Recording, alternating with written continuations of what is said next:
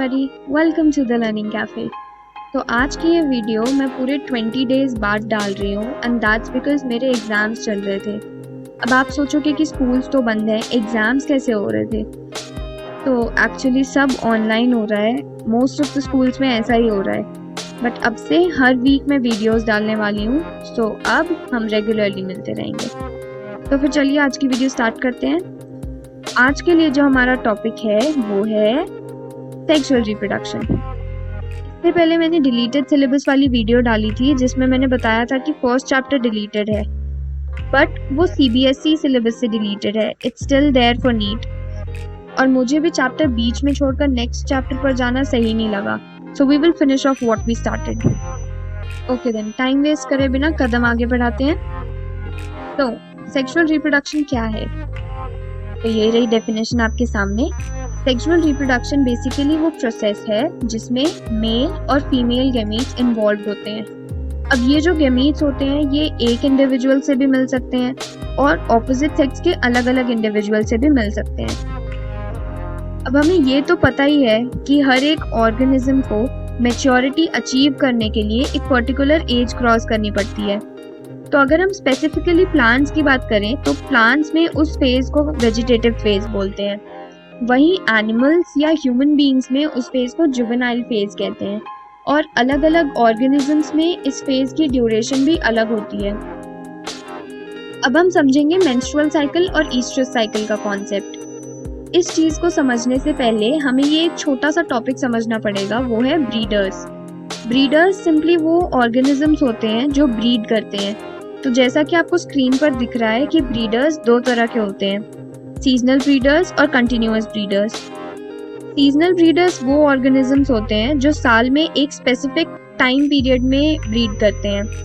Examples हैं sheep, गोट, horse और pigs. Continuous breeders वो ऑर्गेनिजम्स हैं जो साल में कभी भी ब्रीड कर सकते हैं। एग्जाम्पल है ह्यूमंस और एप्स।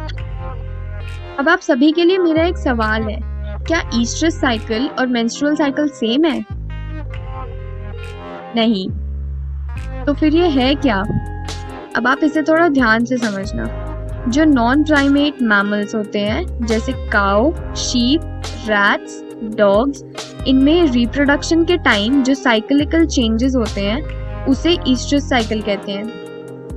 और प्राइमेट्स जैसे मंकीज, एप्स और ह्यूमंस, इनमें रिप्रोडक्शन के टाइम जो साइक्लिकल चेंजेस होते हैं उसे कहते हैं menstrual cycle.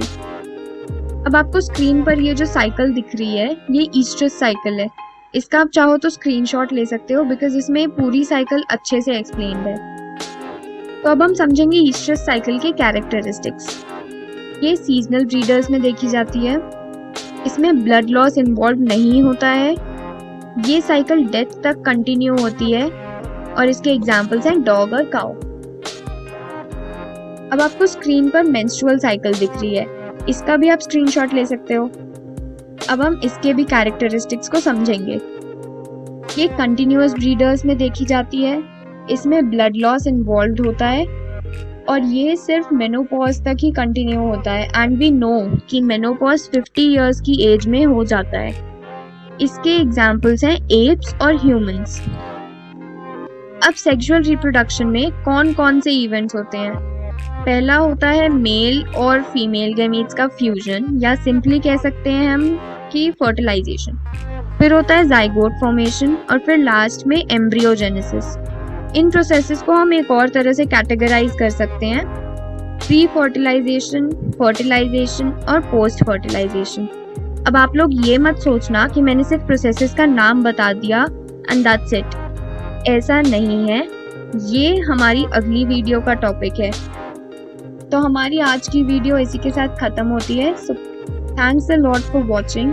Please like, share and subscribe and stay safe. I hope कि आपको ये पूरा टॉपिक समझ में आया होगा। तो see you in the next video. Bye bye, take care.